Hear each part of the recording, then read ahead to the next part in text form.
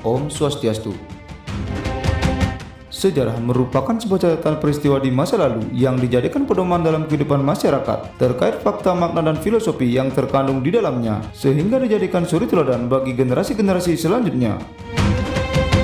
Dari berbagai kisah sejarah dalam ajaran agama Hindu, telah banyak dilakukan riset ilmiah guna meyakinkan eksistensi dari keberadaan kisah-kisah tersebut. Dan berikut kami sampaikan beberapa fakta terkait kebenaran epos Ramayana dan Mahabharata ke dalam fakta sejarah peninggalan Ramayana dan Mahabharata versi WBC. Namun sebelum lanjut, tidak lupa juga kami ingatkan kepada sahabat semua untuk tetap dukung Widya Bali Channel dengan menekan tombol like dan subscribe di bawah video ini agar kami lebih semangat lagi untuk menghadirkan video-video menarik lainnya.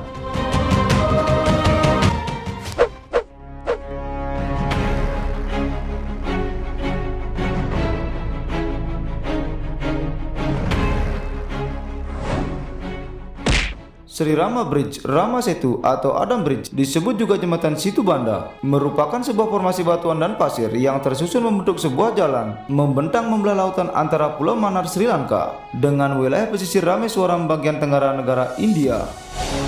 Jembatan Situ Banda tercatat memiliki panjang 18 mil atau mencapai 30 km dan diperkirakan telah berusia lebih dari 1 juta tahun. Bila air sedang surut, maka keberadaan jalan atau jembatan tersebut dapat terlihat jelas dari permukaan air laut. Bahkan kita dapat berdiri di atasnya tanpa khawatir akan tenggelam.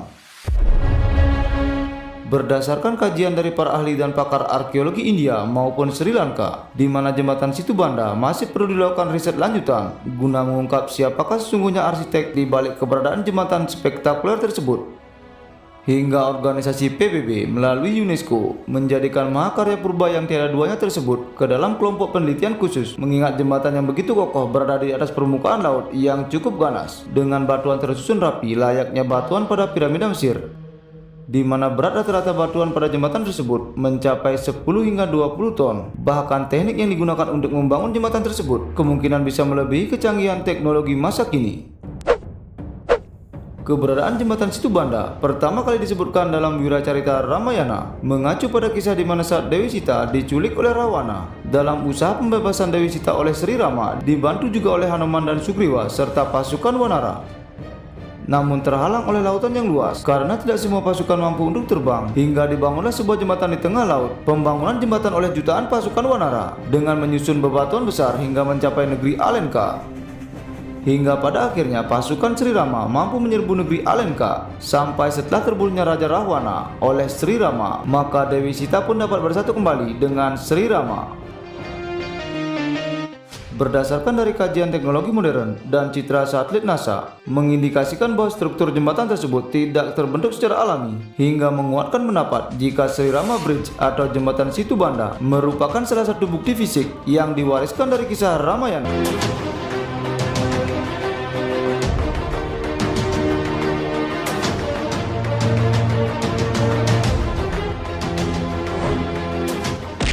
Dalam kisah Mahabharata disebutkan bahwa Basudewa Krishna merupakan seorang raja di kerajaan Dwaraka, sebuah kerajaan yang didirikan oleh bangsa Yadawa setelah melepaskan diri dari kerajaan Surasena. Wilayah kerajaan Dwaraka meliputi Pulau Dwaraka dan beberapa pulau-pulau kecil lainnya, mirip dengan negara Yunani dengan pulau-pulau kecil yang begitu makmur. Dalam masa kejayaannya, kerajaan Dwaraka adalah kota yang sangat megah, dikelilingi tembok-tembok yang kokoh dengan taman yang indah serta dihiasi kolam-kolam istana. Namun masa itu pun seketika lenyap saat sebuah bencana melanda kerajaan tersebut, di mana telah terjadi perang saudara. Terjadinya luapan air yang begitu dahsyat hingga menenggelamkan semuanya ke dasar laut. Mengacu dari kisah sejarah tersebut, maka eksplorasi terhadap kebenaran bukti-bukti sejarah Dwaraka mulai dilakukan. Sejak abad ke-20, penelitian ilmiah terus dilakukan berdasarkan referensi sastra Mahabharata untuk menemukan kota yang hilang tersebut. Dalam sebuah ekspedisi yang dilakukan oleh tim arkeologi kelautan dan Institut Oceanografi Nasional dan Survei Arkeologi India, kota dikelilingi dinding dan candi Dwaraka ditemukan dalam keadaan terkubur di dasar laut dengan bentang wilayah lebih dari setengah mil. Formasi batu dinding kota yang didirikan membuktikan bahwa wilayah tersebut merupakan hasil reklamasi. Secara umum, kota Dwaraka atau kerajaan wilayah Dwaraka yang dijelaskan dalam Mahabharata sesuai dengan kota bawah laut yang ditemukan oleh para peneliti. Dari beberapa bukti lanjutan terkait penemuan benda-benda yang erat kaitannya dengan kota Dwaraka, di antaranya ditemukan sebuah segel yang diukir membentuk binatang berkepala 3, di mana dalam Mahabharata dikisahkan sebuah segel diberikan kepada warga Dwaraka sebagai bukti identitas ketika kota itu terancam oleh Raja Jarasandha, Raja Magadha. Pondasi dinding yang menjadi cerminan adanya reklamasi pada kota kuno yang ditemukan di dasar laut sama persis dengan yang dikisahkan dalam Mahabharata bahwa terjadi reklamasi pada kerajaan Dwaraka. Dari hasil penemuan kota Dwaraka di bawah laut telah menghilangkan keraguan para sejarawan tentang historis Mahabharata karena kerajaan tersebut memang sesungguhnya benar-benar ada.